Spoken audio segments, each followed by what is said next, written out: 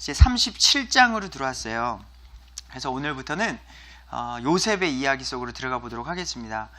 그래서 말씀드렸듯이 제가 지난 한 주간에 저의 삶을 되돌아보면서 그러니까 힘듦과 어려움이 있을 때에 다시 한번 정신을 차리고 요셉에 대해서, 그리고 그 힘듦 가운데, 그러니까 지금 우리가 겪고 있는 힘듦과 요셉의 힘듦을 비교하면 상대가 안 되는 거죠.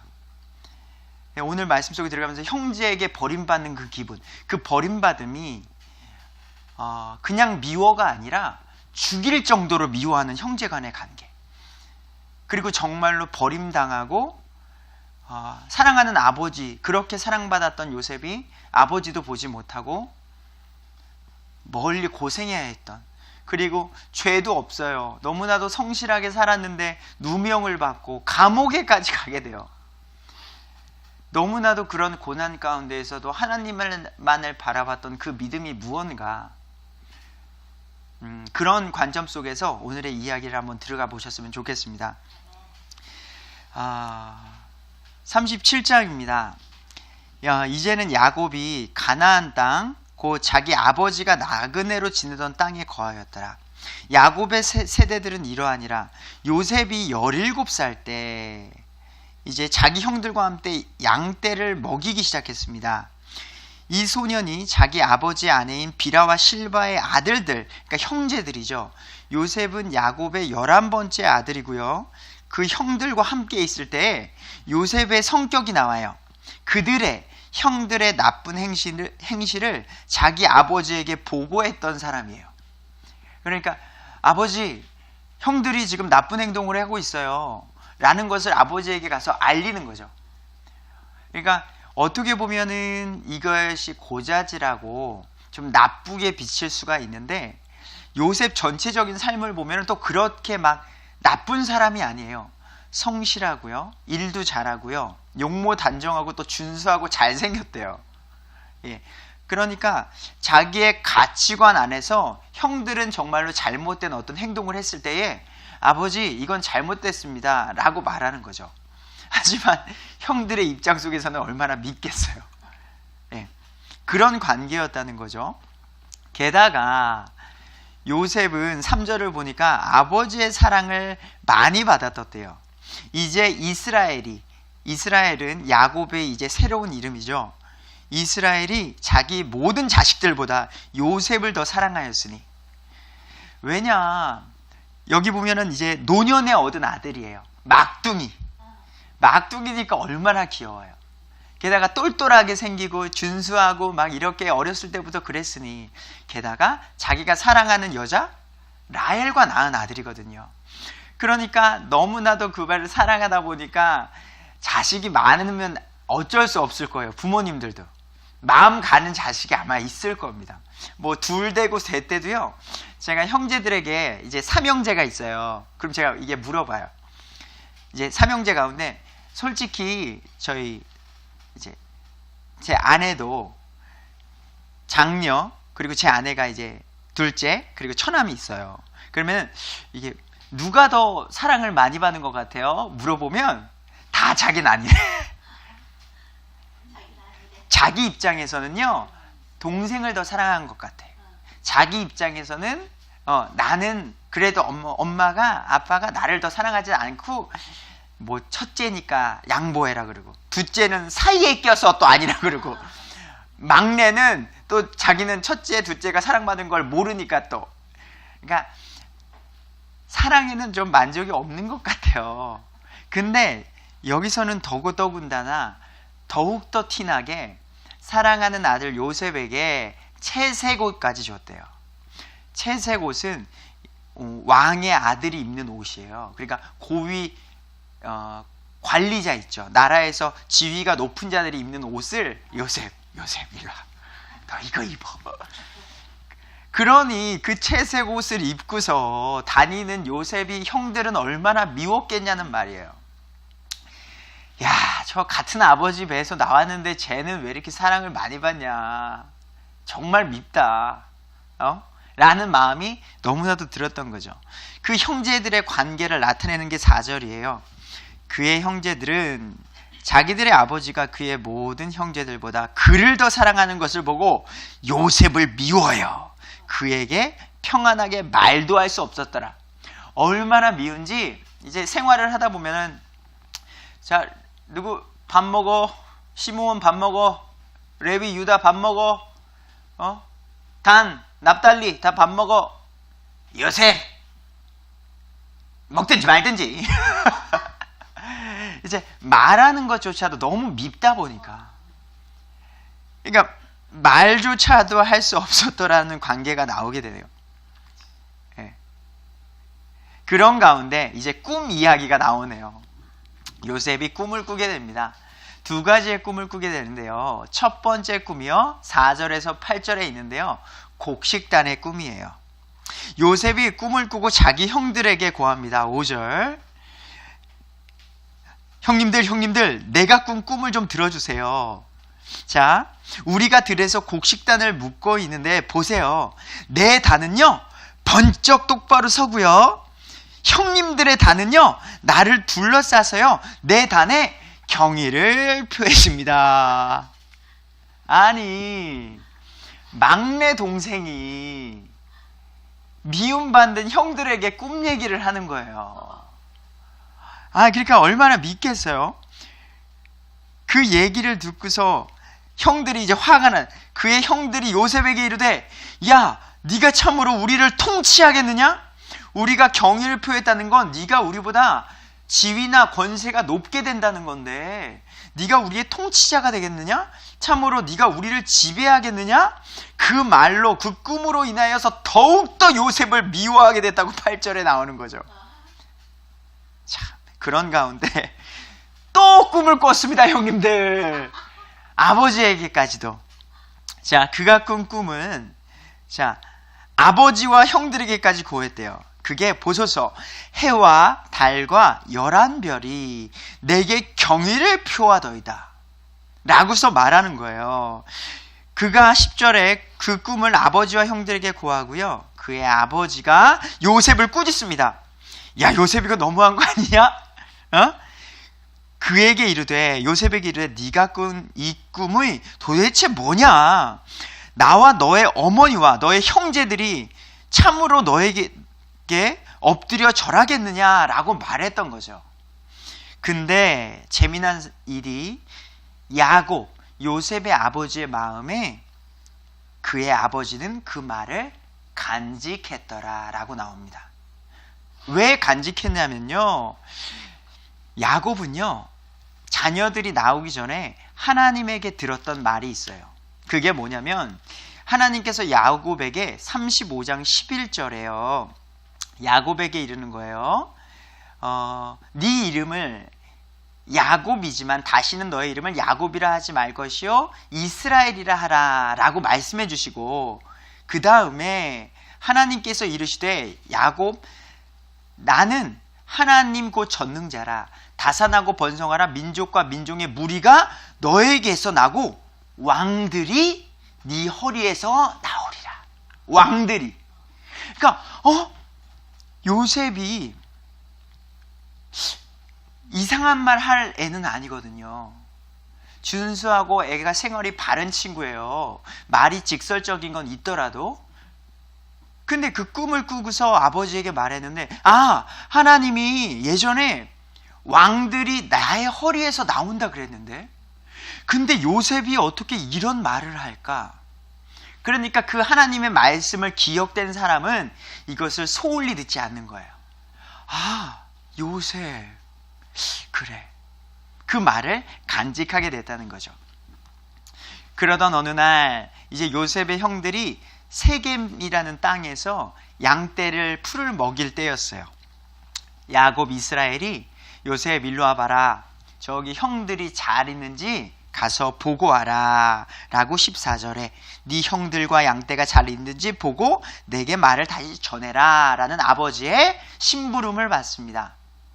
그리고 요셉은 아버지의 말을 따라서 형들이 있는 곳으로 쭉 이동하다가 도단이라는 곳에 이르게 돼요. 자, 그쪽은 넓은 평지, 평야라다 보니까 풀을 먹이고 있을 때 형들이 여기 있다가 저쪽에서 요셉이 오는 걸 보는 거예요. 자, 저기 꿈꾸는 자가 옵니다. 형님들. 우리들이 경배를 하고요, 경의를 표하는 자가 저기 채색 옷을 입고 오고 있어요. 너무 화가 나는 거죠. 하루 이틀도 아니고 혼자 아버지의 사랑을 독차지하면서.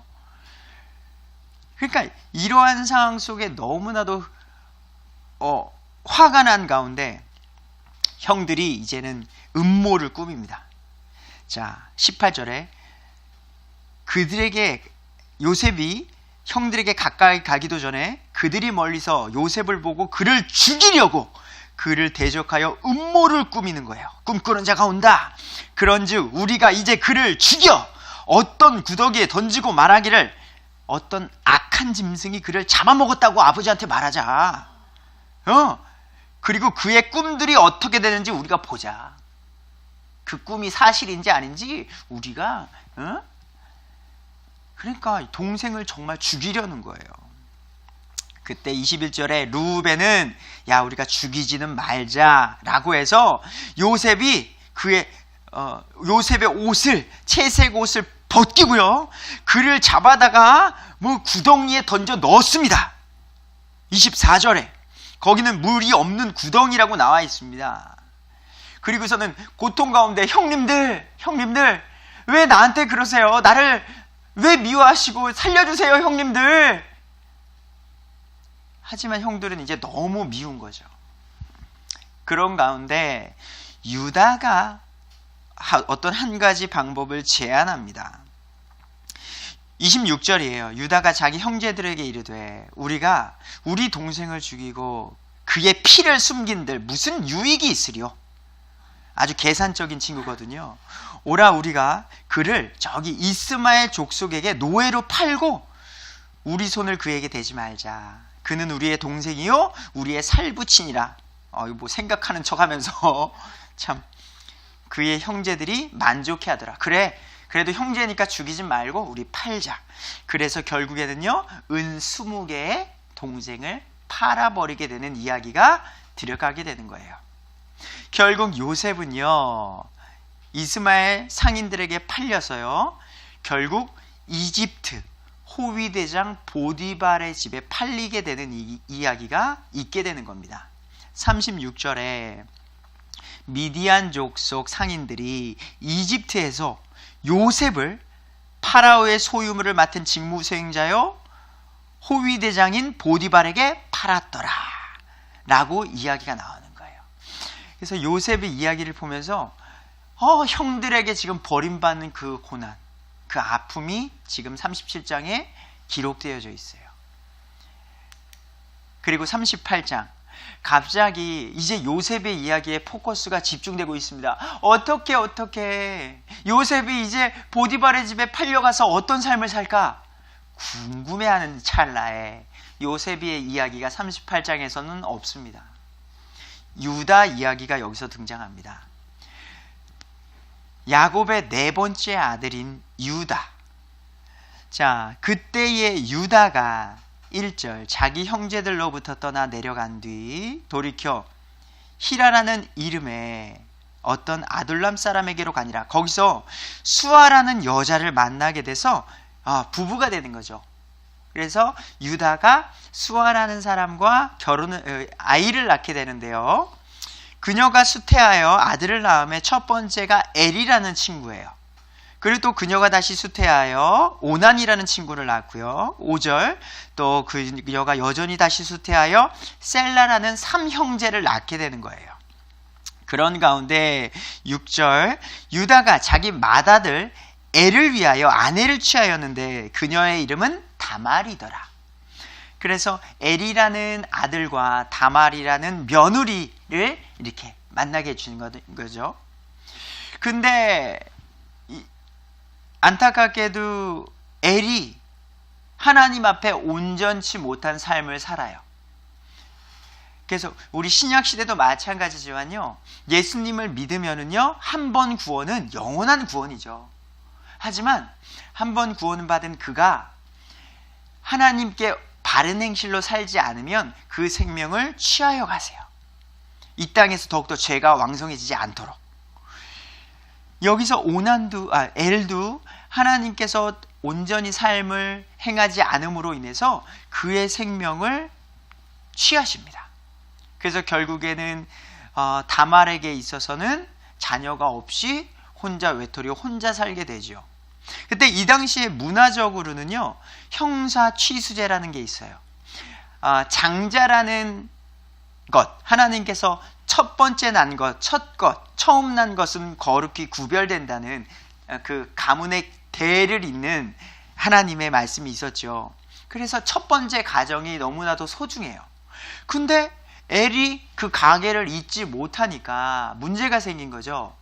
그래서 형사취수제, 동생이 형의 가계를 이을 수 있도록 동생이 형수와 함께 그 씨를 이어주게 되는 거예요. 그런 제도가 있었어요. 재밌죠? 지금 같으면 말도 안 되는 거고요.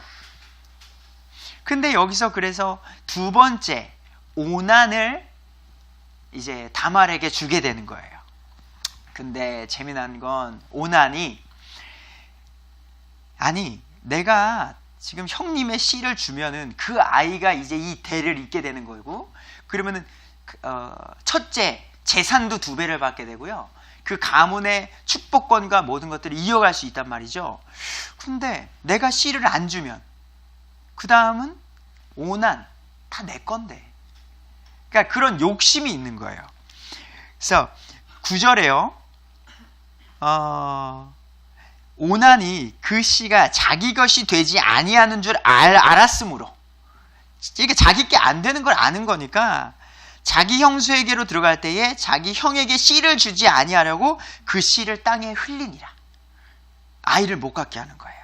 주께서 그가 행한 일을 기뻐하지 아니하셨으므로 그도 죽이시니라. 그러니까 하나님은 구약 시대에 우리가 하나님은요 거룩하신 하나님이기 때문에 하나님의 뜻에 온전치 않은 많은 사람들은 그냥 죽었습니다. 지금 너무나도 은혜의 시대에 살아서 악한 사람들의 생명을 취하지 않으셔서 하나님에 대해서 잘 모르시는데, 죄에 대해서는 아주 민감하신, 아주 함께할 수 없는 하나님이라는 것을 우리가 인지해야 될 거예요. 결국에는 오난도 이렇게 죽게 됐다는 거죠. 결국 셋째 셀라가 이제는 장성할 때까지 이제 과부로 지내라고 야곱이 이제 며느리 다말에게 말을 하는 거예요. 11절에 있습니다. 이에 유다가 자기 며느리, 생각을 해보세요. 첫째 아들 죽었어요. 이게 우리가 너네 집 아들이니까 쉽게 생각하지. 아니 어떤 사람은 이럴 수 있어요. 저 며느리 때문에 우리 아들이 죽는 거 아닌가? 쟤 하나 잘못 들어와서 우리 집안이 이렇게 되는 거 아니야? 라고도 생각한다니까요. 옛날에 그랬어요. 그러니까 옛날 분들은 더 많이 그러고요. 근데 야곱 같은 경우도 그래도 하나님을 믿는, 유다 같은 경우도 그래도 하나님을 안다는 분이 결국에는 그래도 그런 마음이 자꾸 죽으니까 자식들이. 이에 유다가 자기 며느리 다말에게 이르되 내 아들 셀라가 장성할 때까지 너의 아버지 집에서 과부로 지내라 하니, 이는 그가 말하기를 혹시 그도, 그러니까 셀라도 자기 형들과 같이 죽을까 염려하노라 하였기 때문이더라. 그러니까 이게 옳지 않은 일이었어요. 근데 죽을까봐 과부로 지내라고 말하는 거죠. 다말이 가서 자기 아버지 집에서 이제 거하게 되는 거죠. 많은 시간이 지났습니다. 이제는 셀라도 장성했어요. 그러면은 여자에게 있어서도 내 전 남편들이 죽은 슬픔 이해해요. 너무나도. 그 두 아들을 잃은 유다의 마음도 이해가지만 어떤 가정으로 결혼해서 자긴 잘못 없잖아요. 엘이 잘못한 거고 오난이 잘못해서 하나님이 데려가신 거고, 다말은 잘못한 게 없는 여인이에요. 나도 아이를 낳고 온전한 가정을 꾸리고 싶고 내 아이를 낳고 싶은 거죠. 그게 당연한 마음인데 시아버지가 안 주는 거예요. 그러니까 너무나도 애통한 마음에 과부로 지낸다는 게, 그리고 이때 당시에 보면 알겠지만 아이가 없다는 거는 그 당시에는 더욱더 좀 수치적인 일이었고요. 그리고 잘못된 방식으로 지금은 이 시대가 너무나도 성적으로 혼전 순결에 대해서 좀 비웃는 시대가 됐어요. 너무나도 쉽게 자기의 소중한 것들을 노출시키는 시대란 말이죠. 하지만 여긴 율법, 이따가 보면 알겠지만 혼전순결을 지킨 하나님의 사람들은요 불로 태워 죽이기도 하고요.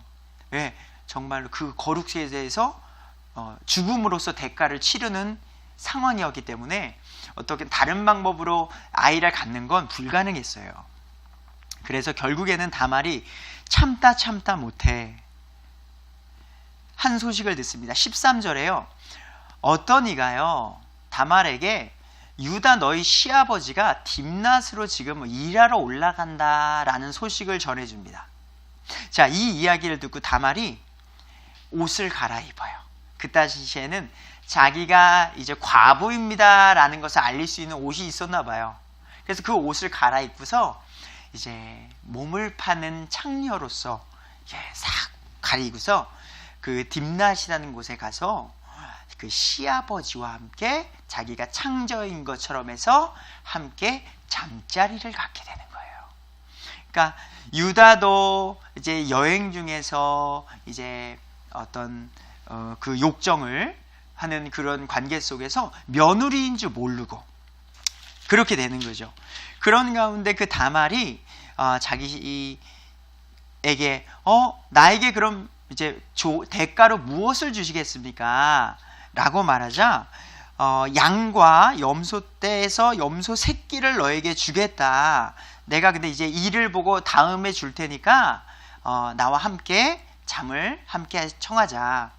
그러면은 내가 그에 대한 담보물로 나에게 물건을 맡겨주십시오. 그러면 내가 당신과 함께 하겠습니다. 그럼 그 담보물이 뭐냐? 그 당신의 도장, 팔찌, 지팡이를 나에게 주십시오. 그럼 내가 이걸 갖고 있다가 당신이 양이나 염소떼에서 염소 새끼를 나에게 줄 때 바꿔서 내가 이걸 드리겠습니다. 라는 거죠. 그리고 나서 이제는 다말이 아이를 수태하게 됩니다. 18절에 그가 이르되 내가 무슨 담보물을 내게 주랴 하매 그녀가 이르되 당신의 도장, 팔찌, 당신의 손에 있는 지팡이로 아니다. 담보물을 그녀에게 주고 며느리인 줄 모르는 거예요. 그녀에게로 들어가매 그가 그로 말미암아 수태하였더라. 아이를 갖게 된 겁니다. 석 달 뒤 이제는 며느리 다말에게는 어떤 현상이 일어났을까요? 배가 나오기 시작했죠. 네, 배가 나오기 시작했으니까 동네 사람들이 아이고야 유다 당신 며느리 지금 과부 아닌가? 근데 배가 나왔어. 저 배는 밥을 많이 먹어서 나온 것 같진 않아. 임신배야. 그러니까 그 배를 임신한 걸 알고서 그 사실을 알고서 유다가 엄청나게 화가 납니다. 율법에도 그렇게 되어 있기 때문에요. 자, 24절을 보면은요, 엄청나게 화가 나서 석 달쯤 뒤에 어떤 이가 유다에게 고하여 이르되 너의 며느리 다말이 창녀짓을 행하였고 보라 또 행음하여 아이도 배었느니라 하니 이게 또 직접 아는 것보다 남이 말해주면 더 화나죠. 유다가 이르되 그녀를 끌어내어 불태우라. 며느리를 불태우라는 거예요. 아주 무시무시한 시아버지죠. 예. 자기가 잘못한 것은 지금 모르는 거예요. 그런 가운데 왜냐면은요 이게 근데 무시무시하기도 하지만요 나중에 신명기 22장 20절에서 24절을 보시면 정말로 불태우라 죽이라라는 어떤 율법이 기록되어져 있기 때문이에요. 순결에 대해서. 25절에 이제 다말이 이렇게 말합니다. 시아버지, 저 임신했습니다. 근데 그 임신은 이 아이의 아버지는 이 물건의 주인입니다. 짜잔. 이 도장과 이 팔찌와 이 지팡이의 주인이 이 아이의 아버지입니다. 라고 말하는 거죠. 그러니까 유다가 뜨등. 그때서야 자기 잘못을 아는 거죠. 장자의 계보를 이어서 하나님께서 말씀하신 대로 번성케 하고 해야 되는데 그래서 26절에 이제 유다가 고백하는 거예요. 유다가 그것을 알아본 거죠. 이제 이거 내 건데. 그녀가 나보다 더 의로웠도다. 이는 내가 그녀를 내 아들 셀라에게 내 아들 셀라를 주지 아니하였기 때문이로다 하고 다시는 그녀를 또 알지 아니하였더라. 그러니까 이렇게 자기가 잘못한 것을 인정하고서 또 결국에는 그 장자를 통해서 하나님께서 지금 창세기는요, 예수 그리스도, 그 큰 예수님께서 아직 나오시기 전인 구약 시대이기 때문에 하나님께서는 그 믿음의 계보를 이어가는 걸 중요시 생각해요. 그래서 처음 난 것에 대한 소중함을 이어가셔서, 그래서 그 처음 난 것에 대한 중요한 하나님의 말씀이 있는데 그걸 유다가 모르고, 그래서 결국에는요, 다말이 아이가 낳았는데 쌍둥이를 갖게 됩니다. 그리고 베레스와 세라라는 아이를 갖게 되는데, 결국 그 베레스라는 그 씨를 통하여서 누구? 예수님이 오시는 거예요. 그래서 하나님께서 역사하시는 그 일, 그 일이 있습니다. 이제 39장에서는요, 이제 예수님이 포커스다. 요셉의 이야기를 보면서 예수님을 생각해라. 그래서 우리 창세기는요, 우리 점진적 어떤 효과가 있어요. 이제 창세기는 작은 점이에요. 점. 근데 점점 신약으로 갈수록 분명하게 보이는 거거든요. 예수님을 보면서, 그리고 요셉을 보면서, 가장 높으시고 사랑받으신 분이 버림받았다. 공통점. 유다에게 팔렸다. 공통점. 사랑하는 백성에게도 버림받았다. 하지만 결국 일어나셔서 자기가 선택한 백성을 구원하신다. 그러니까 이런 것들이요, 쏙쏙 맞아들어가요. 아무튼 이게 더 나중에 분명한데요, 그런 것들을 잊지 않고 보시면 재미가 있습니다. 이제 요셉이 지금 37장 보디발의 집으로 팔려가게 됩니다. 노예로 팔려가는 거예요. 지금 그때 당시에 노예는 정말로 자유가 없는, 그런 복종해야 하는, 지금 요즘 사람들, 또 요즘 젊은 친구들이 이해하기에는 노예라는 개념은 더욱더 어려웠을 거예요. 우리 정봉래 자매님도 말씀해 주셨지만 옛날에 며느리 시절의 이야기를 좀 해주셨었어요. 그래서 시어머니가 너무나도 높으셨고, 그래서 그 말에 따라야만 했던 시대. 정말로 내가 하고 싶고 보고 싶고 누리고 싶었던 그런 삶들이 어느 누구에게나 있거든요. 하지만 그것을 하지 못하는 게 이 당시에는 어떤 노예라는 개념이었죠.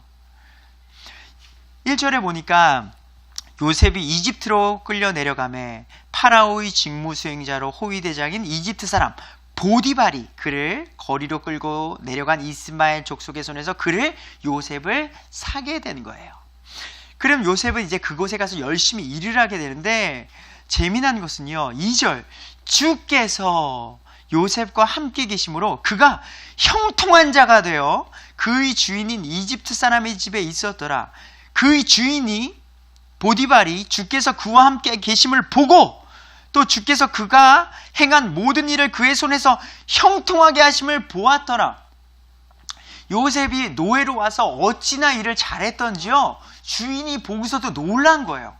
너무나도 성실했고요, 그가 손댄 그 모든 것에는 성과가 있는 거예요.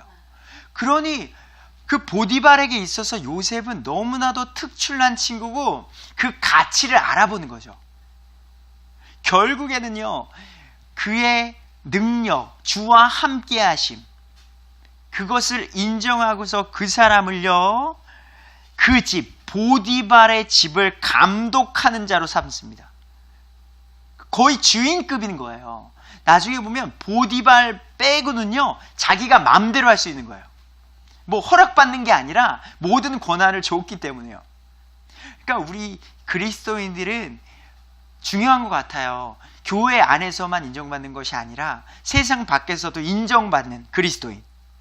그래서 예수님 믿으세요, 예수님 믿으세요 라는 것도 중요하지만, 내가 직장 속에서도 인정받고 그 가운데에서도 하나님을 의지하고, 그로 인해서 이 세상 사람들이 누군가 그리스도인을 보면서, 야, 저 사람 아주 성실하고 그 안에 계신 하나님이 정말 대단하시다라고 그리스도의 향기를 내는 게 중요한 것 같아요. 그래서 이제는 보디발의 집을 감독하는 아주 높은 자리에 있게 된 거예요. 이제 열심히 성실하게 이제 자기의 삶을 추구하며 살고 있는데 문제가 생겼습니다. 요셉은 열심히 살아가고 있는데 보디발의 아내가 유혹을 하는 거예요.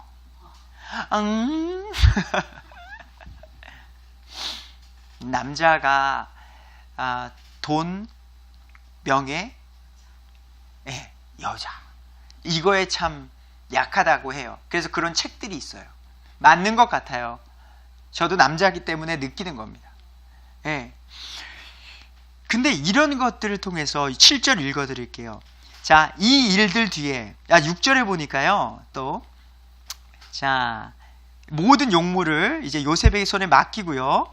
자, 자기가 먹는 빵, 보디발이 먹는 빵 외에는 자기 소유 중 아무것도 알지 아니하였더라. 요셉은 용모가 준수하고 잘생겼더라 라고 6절 하반절에 나와 있어요. 그러다 보니 젊고 준수하고 잘생기다 보니까 그런 가치관으로 살았던 보디발의 아내가 이 일들 뒤에 그의 주인인 보디발의 아내가 요셉에게 눈길을 보내다가 어떤 눈길이었을까요? 눈길을 보내다가 나와 함께 눕자 하였으나 근데 요셉이 거절하며 자기 주인의 아내에게 이르되 보소서 나의 주인이 집에서 내게 무슨 일을 하는지 알지 못하며 또 자기의 모든 소유를 내 손에 맡겼은즉 내가 어찌 그런 일을 하겠습니까? 아주 멋진 젊은이죠. 모르겠습니다. 보디발의 아내가 어떻게 생겼는지는 나와 있진 않아요, 성경에. 근데 부잣집에 보디발은 뭐 이집트 나란 일을 하는 장관급의 사람이에요. 호위 대장이에요. 근데 그 잘 사는 집의 아내니까 얼마나 잘 꾸미고 또 나름 아름다웠겠어요. 근데 그런 여인이 유혹을 했을 때에도 이렇게 거절을 해요. 근데 그 거절하는 마음이요 너무나도 멋졌습니다. 9절에 그게 있어요. 보디발의 아내에게 말하는 거예요. 이 집에는 나보다 더 큰 자가 없으며 주인이 당신 보디발의 아내 외에는 아무것도 내게 금하지 아니하였으니. 자, 선악과도 마찬가지인데요. 하지 말라는 걸 하고 싶은 게 죄입니다. 하지 말아야 될 걸 뻔히 알면서도 하는 게 죄예요. 인간은 본능적으로 알아요. 이거 하면 안 되는데 애들도 알고요. 어른도 알아요. 하지만 그거에 계속 한 걸음 한 걸음 가는 게 문제죠. 근데 거기서 가지 않고 돌아섰던 요셉을 여기서 보시는 겁니다. 자, 이는 당신 보디발의 아내 당신이 보디발의 아내이기 때문입니다. 이건 내 주인의 명령에도 어긋날 뿐더러 그런즉 내가 어찌 이 큰 악을 행하여 여기서 중요한 멘트가 나옵니다. 하나님께 죄를 지으리까. 내가 인간적으로 내 주인에게도 명령을 어기는 거지만 이것은 더 높으신 하나님께도 죄이기 때문입니다. 그러니까 이 죄의 기준은요 하나님이 기준이 되어서 내가 무슨 일을 할 때에 하나님의 뜻이 아니다라면 돌아서는 거예요. 회개는요 내가 그 길을 돌아서는 거예요. 잘못했습니다 하고서 계속 가는 거는요 진정한 회개가 아니라는 거죠. 결국 요셉은 이렇게 하나님께 죄를 질 수 없다 하고서요 뿌리치게 되는 거예요. 재미난 거예요. 보디발의 아내는 여기서 멈추지 않습니다. 10절을 보니까 그녀가 날마다 요셉에게 말하여 나랑 눕자. 아니 이게 여자도 자존심이라는 게 있지 않을까요? 좀 유혹을 했어요. 근데 안 넘어와. 진짜 자기가 잘났으면 얼마나 잘났다고. 근데 날마다 이제는 거기에 이제 사람이 제정신이 아니게 됐나 봐요. 요셉의 옷을 잡습니다. 나랑 눕자. 왜 내가 모르겠습니다. 못생겼니? 왜? 힘을 쓰니까 요셉이 더 이상 제정신이 아닌 여자를 보게 된 거죠. 눈이 돌아가게 된 거죠. 그러니까 그 옷을 세게 잡으니까 옷을 뿌리치고 도망을 가게 되는 거예요. 죄는요 이런 것 같습니다. 뿌리치고 그냥 도망가야지 자꾸 생각하고 판단하면 안 되는 것 같아요. 유혹이 왔을 때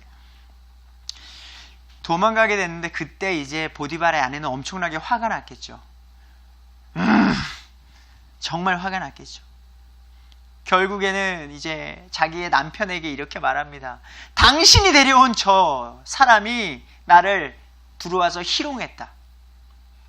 그래서 내가 여기 옷 봐라, 옷 봐라.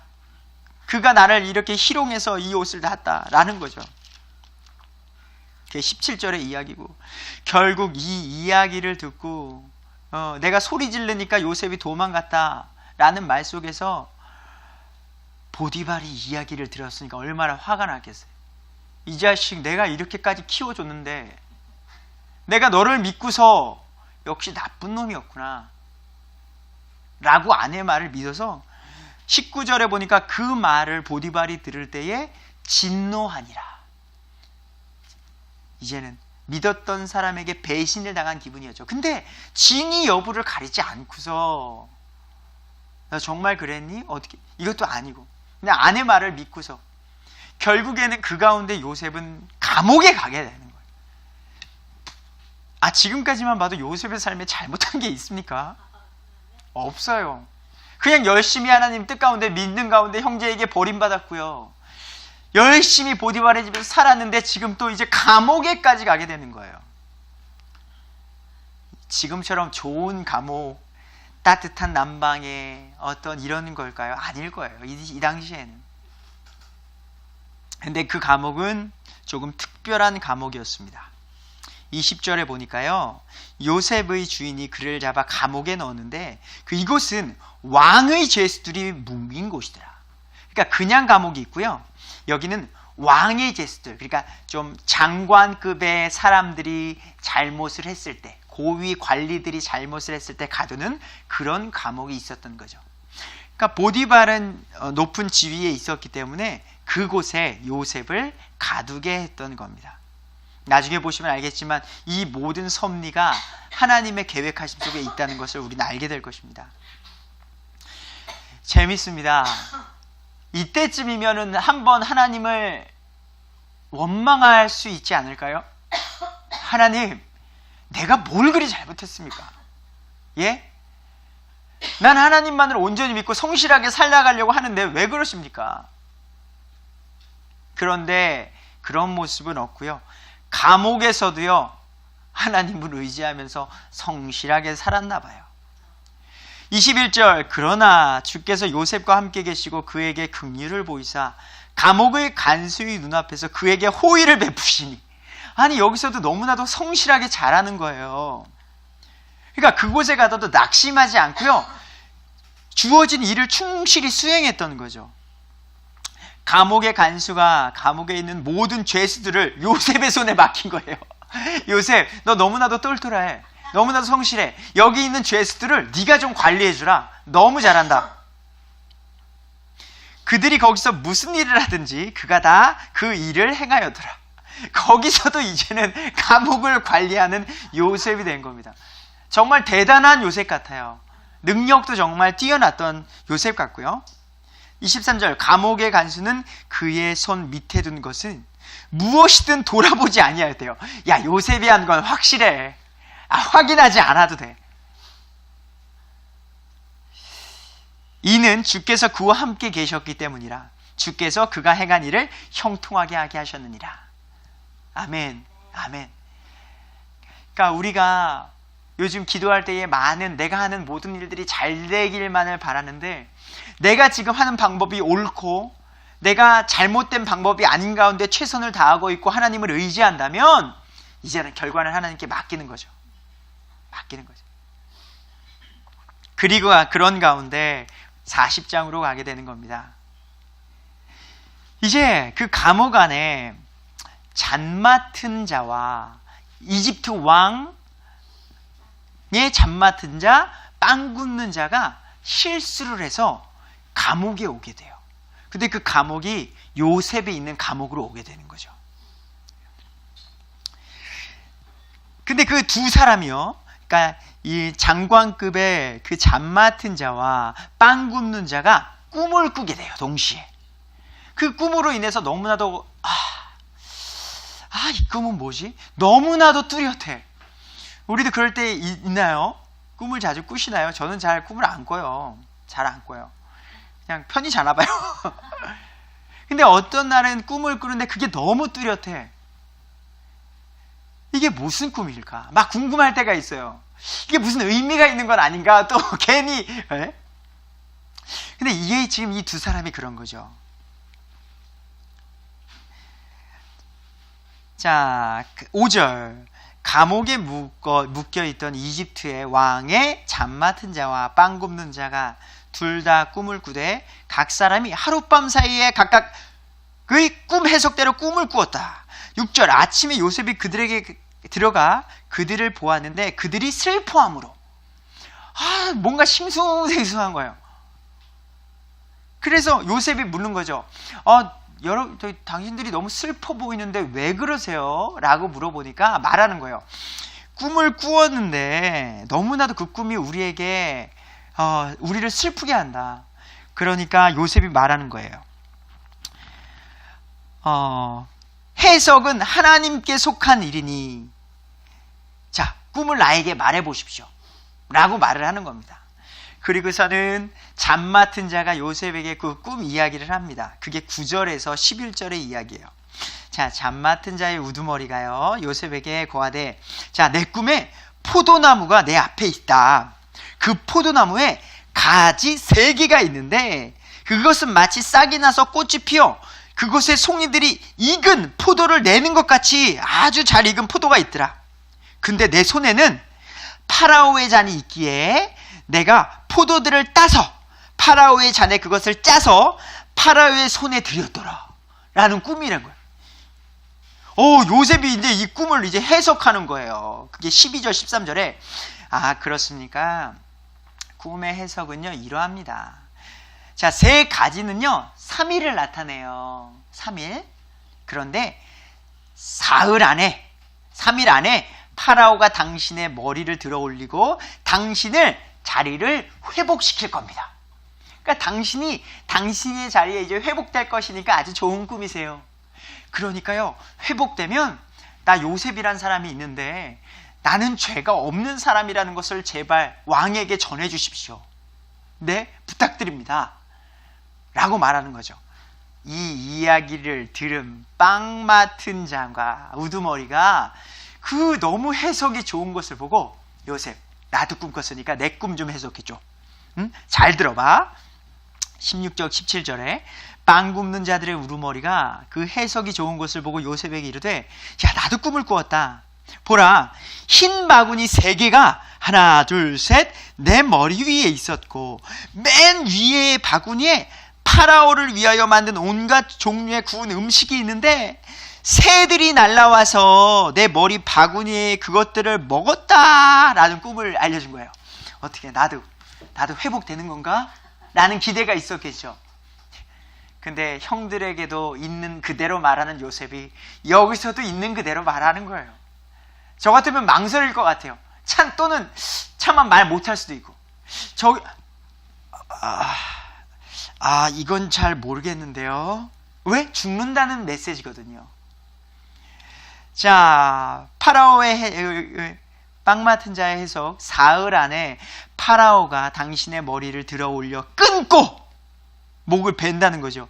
당신을 나무에 매달리니 새들이 당신의 살을 뜯어 먹으리이다. 이런 말을 해요. 사흘째 되는 날, 파라오의 생일날, 정말로 둘 다 요셉이 말해준 대로 잠 맡은 자는 자리로 회복되고요, 빵 맡은 자는요 그렇게 죽게 되는 겁니다. 근데 안타깝게도 잠 맡은 자가 요셉을 기억하지 못했다라고 나오게 되어 있고요. 여기서 요셉에 대해서 잠깐 생각해 보면요, 요셉은 생각 없이 직설적이진 않았어요. 생각 없이 직설적이진 않았어요. 그리고 하나님은요, 그 사람의 성격을 인정하세요. 나쁜 것을 인정하는 건 아니고요. 그 사람이 갖고 있는 어떤 재질과 그런 것들을 그대로 사용하신다는 거죠. 예. 그래서 그 가운데, 그러니까 저 같으면 못했겠죠. 그렇게 말을 못했겠죠. 근데 잠 맡은 자는 그거를 분명히 들었을 거예요. 그래서 나에게는 이렇게 해줬었고, 빵 맡은 자에게 이렇게 했는데 정말 그렇게 됐다라는 더 확실한, 요셉이라는 자가 대단한 사람이구나 라는 기억이. 하지만 아쉽게도 자 40장에서는 잠 맡은 자가 이것을 기억하지 못했다라고 23절에 나와 있습니다. 만 2년이 또 지났습니다. 2년 동안 요셉은 감옥 안에서 또 지내게 된 거죠. 예, 그 외로움 가운데 이제는 파라오가 꿈을 꾸게 됩니다. 이집트의 왕 파라오. 그러니까 지금 이걸 보면요, 모든 것이 하나님께서 운영하시는 뭔가 있어요. 운행하시는 하나님의 섭리. 요셉은 몰라요. 나는 왜 아직도 감옥에 있는가? 나는 왜 이래야 되는가? 근데 이 전체적인 그림 속에서는 모든 것을 운영하시는 그 하나님, 믿음으로 순종하는 자는 하나님께서 이끌어 주시고, 그렇지 못한 자들에 대해서는 하나님께서 또한 심판하시고 생명을 거두어 가시기도 하고 때로는 혼내시기도 하시는 그 하나님의 섭리. 하나님께서 파라오를 꿈꾸게 하세요. 그리고서 아주 고생케 하시죠. 슬프게 해요. 그리고 그 꿈이 뭐냐? 아주 풍성한 2절에서 4절에 나와 있습니다. 자, 보라, 잘생기고 살찐 암소 7마리가 강에 올라와 풀밭에서 뜯어먹더라. 또 그것들 뒤에 못생기고 야윈 다른 암소 7마리가 강에서 올라와. 그리고 이제 4절에 못생기고, 그래서 야윈 암소들이요, 잘생기고 살찐 암소 7마리를 먹어버린 거예요. 살찌고 잘생긴 걸 못생기고 야윈 암소들이 먹어버린 꿈을 꿨어요. 그가 또 이제 고생하다가 잠들어서 두 번째 꿈을 또 꿉니다. 그게 뭐냐면 이제 5절에서 7절인데요. 줄기 하나에 통통하고 좋은 곡식 이삭 7개가 나오더라. 또 보라, 그것들이 뒤에 따라 가늘고 동풍에 마른 이삭 7개가 솟아나오더니요, 가늘고 마른 거 이삭 7개가 통통하고 꽉 찬 이삭 7개를 삼켜버린 거예요. 파라오가 깬즉 보라, 꿈이었더라. 아침에 자기 영이 불안함으로 그가 사람들을 보내어서 이제, 야, 이 꿈 뭐지? 이 꿈 뭐지? 너무 불안한 거야.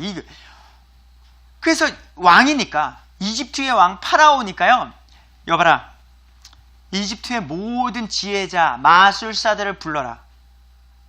이 꿈을 내가 설명해 줄 테니까 해석해 보라고 해라.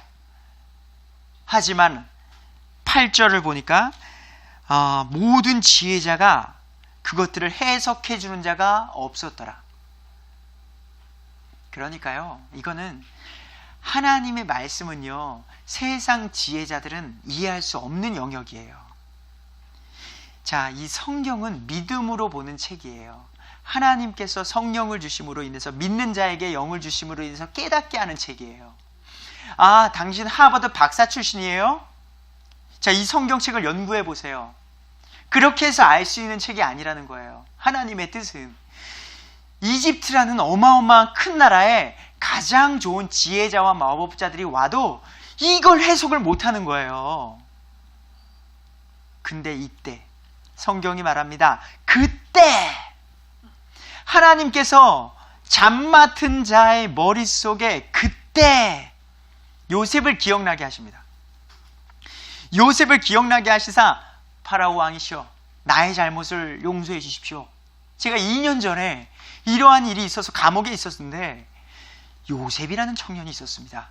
그 청년이 저에게 이런 꿈을 꿨을 때 해석을 해줬는데 저는 이렇게 회복되고 빵 맞는 자는 죽었습니다. 그 친구가 있습니다.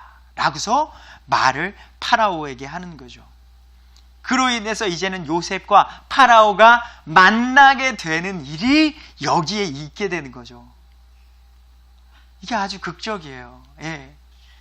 그리고서는 이제 결국에는 요셉과 파라오가 이제 만나게 됩니다. 그리고 이제 파라오가 요셉에게 말을 하죠. 내 꿈은 이렇다. 암소 그리고 이삭 이야기를 요셉에게 해줍니다. 요셉은 하나님께서 주신 그 능력으로 말씀해 주는 거니까요. 25절에 이렇게 얘기하죠. 요셉이 파라오에게 이르되 파라오의 꿈은 하나입니다. 좋은 암소 7마리는요 7년을 의미합니다. 또 좋은 이삭 7개도 7년을 의미합니다. 이 꿈은 하나예요. 27절. 자, 그것들을 따라 올라오고 야위고 못생긴 암소 7마리도 7년이고요. 동풍에 말라 속이 빈 이삭 7개도 기근이 드는 7년입니다. 자, 보세요. 내가 파라오에게 이르기를 하나님께서 친히 하고자 하시는 일을 파라오 왕 당신에게 보이셨습니다. 자, 그것은 뭐냐면요. 이집트 온탕에 두루 7년의 풍년이 있을 겁니다. 그 뒤에 7년 동안의 기근이 들 것이라는 거죠. 앞으로 7년 동안은 풍년이 들고요. 8년째부터 14년 동안은 곡식들이 자라지 않고 기근이 가득한다는 거예요. 이거에 대해서 꿈을 해석해 주는 거죠. 32절. 파라오께서 꿈을 2번 겹쳐 꾸신 것은 하나님께서 그 일을 굳게 정하셨기 때문입니다. 하나님께서 곧 이 일을 행하실 것이라는 것을 명쾌하게 얘기해 주니까 파라오가 속이 다 시원한 거예요. 근데 여기서 요셉은 멈추지 않습니다. 그에 대해선 해결책을 제시해요. 33절. 그러므로 이제 파라오 왕께서는요 사려 깊고 지혜로운 사람을 골라 그가 이집트 땅을 다스리게 하소서. 파라오께서 또 이 일들을 행하시되 이집트 땅의 직무 수행자들 두시오. 7년 동안은 풍년이잖아요. 그러니까 7해 풍년에 이집트 땅의 5분의 1을 취하고요. 그들이 다가올 그 좋은 해 동안 모든 식량을 거두고 그 곡식을 파라오의 손 밑에 쌓아두어 도시들 안에 식량을 간직하게 해라. 한마디로 7년 동안 그 뒤에 있을 먹을 것 준비하라는 거예요. 그러면은 해결된다는 거예요. 그러니까 몇 분의 몇 어떻게 조금씩 준비하면 그 7년을 대비할 수 있습니다 라는 지혜로운 말까지 하니까 요셉에 대해서 파라오 왕을 비롯한 많은 이집트 관리들이 놀랍게 여긴 거죠. 방안까지 제시하니까요. 이것에 대해서 37절 그 일이 파라오의 눈과 그의 모든 신하들의 눈에 좋게 보이므로 자 그래? 그러면 네가 맡아줘라. 요셉 네가 맡아줘라. 네가 감옥에서도 그랬다는 거 내가 들었고 너와 함께 하시는 그 하나님 속에서 너의 손길이 닿는 것은 너의 지혜를 내가 믿는다. 결국에는 요셉을 이집트의 총독으로 세우게 되는 일이 37절에서 40절까지 있게 되는 거죠. 그리고 이제는 요셉의 꿈대로 7년 동안 곡식을 차곡차곡 쌓아줬습니다. 이제 8년째가 되려고 합니다. 정말로 이게 기근이 일어날까? 안 일어나면 어떡하지? 이거 일어나야 요셉에겐 좋은 건가요? 근데 하나님께서는 하신다고 하셨으니까 일어나는 거죠. 57절에 보니까 요셉의 꾼 꿈대로 모든 지방에 기근이 심해 먹을 것이 다 떨어지게 되는 거예요. 이 배경 속에 무슨 일이 이제 일어날까요? 모든 지방에 먹을 것이 다 떨어졌어요. 이 당시에 여기 월마켓이 있었겠습니까? 세이프웨이, 세이브온푸드가 있었겠어요? 자연 곡식이 자라주어야지 먹고 살 수 있는 거잖아요. 근데 이런 게 없으니까 이제는 먹고 살 게 떨어진 거예요. 이제 먹고 살 거는 어디에만 있어요? 이집트에만 있어요. 이집트로 이제 사람들이 모이게 되는데 누구까지 이제 모이게 되느냐?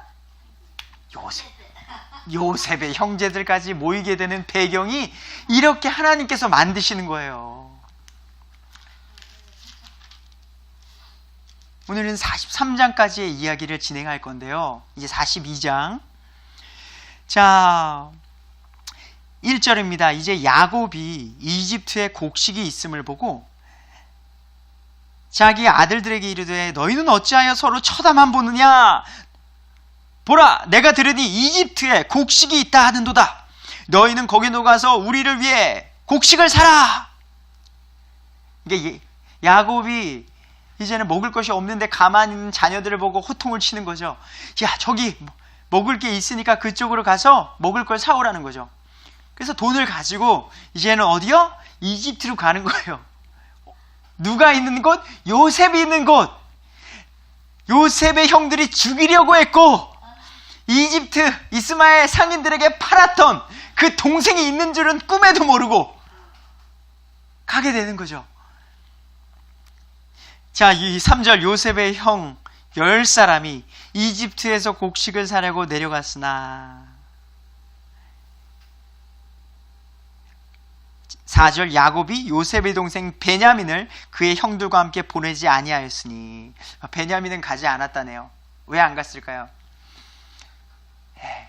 노년에 낳은 아들이고 요셉보다도 그 후에 낳았으니까 막내 아들이니까 또 막내 아들이가 더 사랑하고 또 유일한 자기가 사랑하는 라헬의 두 아들이 요셉과 베냐민이었다고요.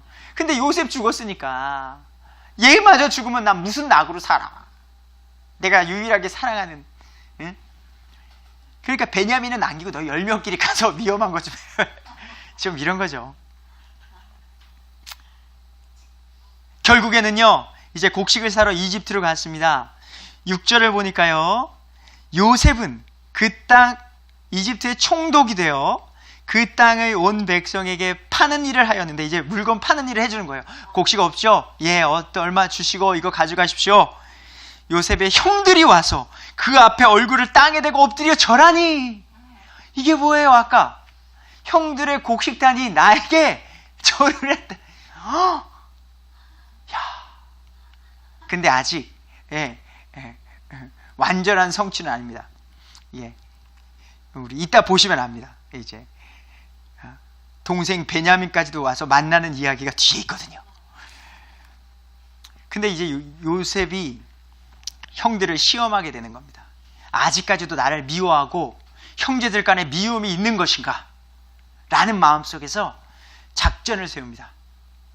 저들은 정탐꾼이다 라는 말을 하는 거예요. 9절을 보니까요 요셉이 자기가 그들에 관하여 꾼 꿈들을 기억하고 그들에게 이르되 너희는 정탐꾼이다. 이 땅에 드러난 틈을 엿보려고 왔느니라 라고 말하는 거예요. 그러니까 정탐꾼은요 우리 정탐꾼 아닙니다. 저희는요 우리 아버지가 지금 야곱이라는 분이 있고요 우리 12명의 형제가 있습니다. 그 한 명은요 옛날에 죽었고요 지금 또 한 명은요 아버지가 데리고 집에 있습니다. 그리고 저희 10명이 지금 와서 곡식이 없어서 살 뿐입니다. 저희는 정탐꾼이 아닙니다. 요셉이 말하죠. 그래? 정탐꾼이 아니라면 너의 말이 사실이라면 집에 막내 동생 있다 그랬지? 가서 막내 동생 데리고 와. 두둥. 아버지가 절대 안 보내주실 텐데. 그런 배경 속에서 그러지 않으면 너희들을 결박하겠다는 거예요. 네. 결국에는 둘째인 시므온을 결박하고요 나머지 형제들을 돌려보내는 일이 기록되어져 있습니다. 네. 그리고서는 거기에 이제 돌려보낼 때 그들이 갖고 온 물건이며 또한 막 도둑이 되게끔 막 물건을 넣어놓는 이야기도 있고요. 그래서 자기네 집에 가서 아버지 야곱에게 말하는 거죠. 우리가 이런 일이 있었어요. 자, 총리라는 사람을 만났는데요 우리를 정탐꾼으로 몰아요. 근데 오면서 봤는데 우리가 그들에게 돌렸던 돈이 또 그대로 있고요 거기서 썼던 물품도 그대로 있어요. 어떻게 우리 완전 정말 도둑놈이 됐어요. 빨리 가서 우리가 도둑놈이 아니라는 걸 알려야 됩니다. 그러기 위해서는 베냐민을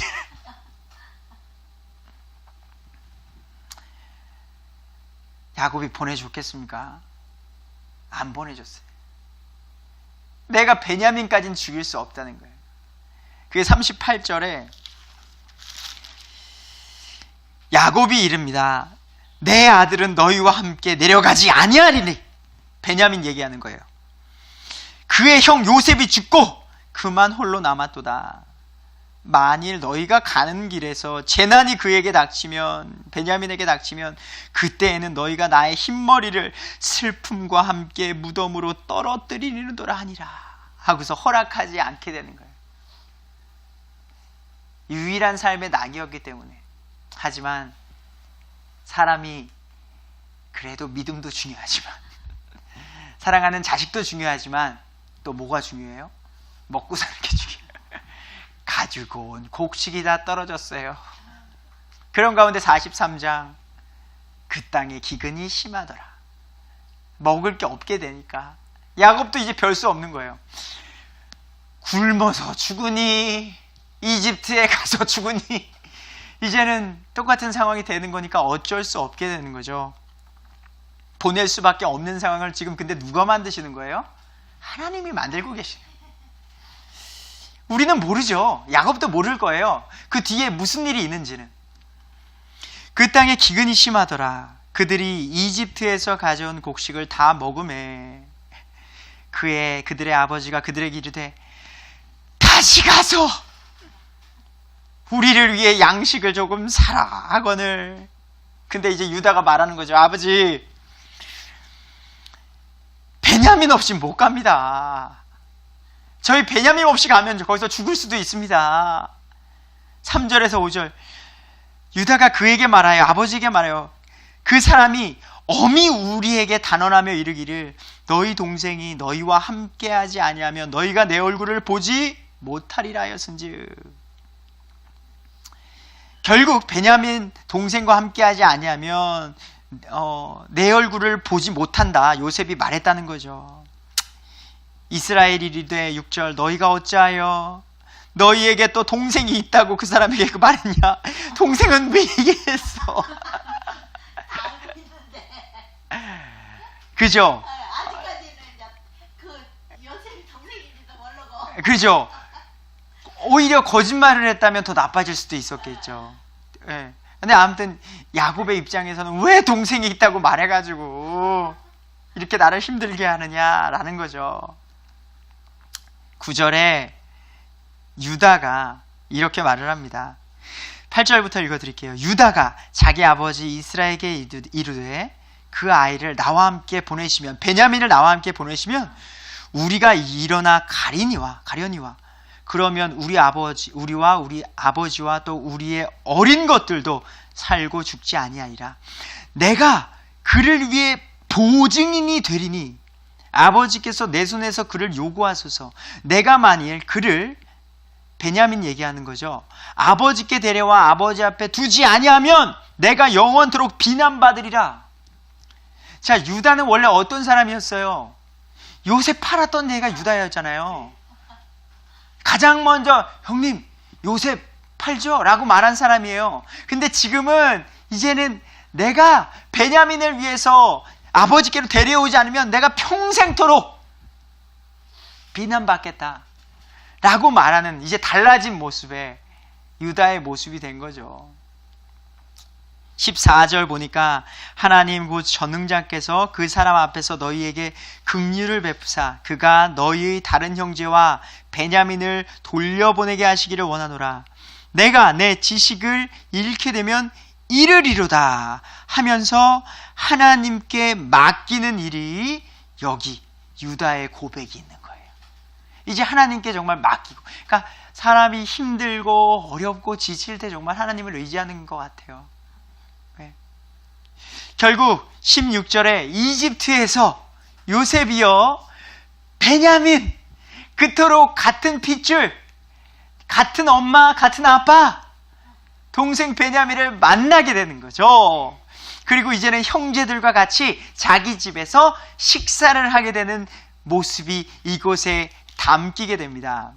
그리고 드디어 26절, 그가 요셉이에요. 집으로 이제 오매 자기 집에서 식사하기로 하고서 요셉이 이제 온 거예요. 그 형제들은 기다리고요. 그 집으로 들어오매 가서 자기들 손에 있던 예물, 형제들이 가지고 있던 예물이 있어요. 자, 이 예물은요, 향유와 몰약과 유향을 또 요셉에게 드리는 거예요. 근데 이것도 여기서 예수님께 우리 바쳤던 동방박사들이 있죠. 예, 황금과 유향과 몰약을 드렸어요. 그러니까 이 요셉을 보면서 우리가 예수님을 묵상할 수 있는 거예요.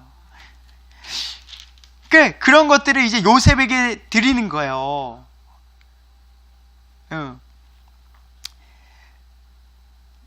예물을 가지고 오고, 자, 땅에 엎드려 그에게 절하니, 이제는 누구까지? 베냐민까지 와서요, 그 꿈에 대해서, 우리가 꿈의 사람 요셉이라고 했을 때 우리 7절 형들에게 말했던 거 기억하세요? 자, 형님들 보소서, 들의 곡식단을 묶고 있는데 보소서, 내 단은 일어서고요, 똑바로 서고요, 형들의 단은 물러서서 내 단의 경의를 표하였나이다. 아멘. 결국 그대로 하나님께서 이루어져요. 그러니까 지금 이 모든 삶을 주관하시는 건 하나님이신 거죠. 그리고서는 이제 베냐민을 이제 가까이 보게 되는 거예요. 그리고서는 요셉이 눈물을 참을 수가 없게 되는 거예요. 너무나도 보고 싶었던 내 형제. 29절. 그가 눈을 들어 자기 어머니의 아들 라헬의 같은 아들 곧 자기 동생 베냐민을 보고 이르되, 이 아이가 너희가 내게 말한 너희 작은 동생이냐? 지금 형들은 아직 요셉이 자기 동생이라는 걸 모르는 상황이에요. 하고 또 이르되, 내 아들아, 하나님께서 너에게 은혜 베푸기를 원하노라 하니라. 요셉이 속 중심에서 자기 동생을 그리워하였으므로 급히 울 곳을 찾아 자기 방으로 들어가 거기서 울고는, 이제 딱 동생을 바라보는 순간 눈이 마주쳤어요. 너무나도 참을 수가 없다 보니까 방으로 들어가서 나의 친동생을 만났으니 얼마나. 우리가 요즘 우리 몇 년 전까지도 남북 이산가족 만남이 있었었죠. 정말 오랜만에 만났는데도 불구하고 형제라는 그 이유만으로도 그렇게 그리워한 때가 있었어요. 진짜 그런 마음인 것 같아요. 그렇게 아직 근데 요셉의 정체, 내가 형님들의 동생이다라는 것을 숨기기 위해서 방으로 들어가서 울고 나온 거죠. 31절, 얼굴을 씻고 나와서 자기를 억제하며 빵을 차리고 이제 먹게 됩니다. 근데 재미난 일이 있어요. 형제들이 딱 봤는데 동그랗게 우리가 앉았는데 형님들, 우리가 연수함대로 앉았어요. 첫째 형님, 둘째, 셋째, 넷째, 다섯째, 여섯째, 루벤, 시므온, 레위, 유다, 단, 납달리, 간, 아셀, 이사갈, 스불론, 요셉, 베냐민, 뭐 이런 식으로 형제대로 앉아있는 걸 보고 어떻게 이들이 알았을까요? 그냥 우연처럼 생각했겠죠. 참 신기하네요 라고 이상히 여겼더라. 아직 요셉을 모르기 때문에. 그런 가운데 34절, 그가 자기 앞에서 음식을 취해 그들에게 주었으나 베냐민의 음식은 그들 중 어떤 사람의 음식보다 5배나 많았더라. 그들이 마시며 그와 함께 즐거워하였더라. 그래서 그렇게 즐겁게 교제하고 이제 시간을 보냈죠. 하지만 요셉에게는 아직 풀리지 않은 거죠. 아직 베냐민을 미워하고 형제 간의 회복이 됐는가, 이런 것들을 더 알아봐야 되는 거죠. 그래서 그 44장부터 한 번 더 형들을 위한 시험이 이루어지게 됩니다. 우리 그것은 우리 다음 주에 뵙도록 하고요. 우리 오늘은 여기서 마치도록 하겠습니다. 우리 기도하도록 하겠습니다.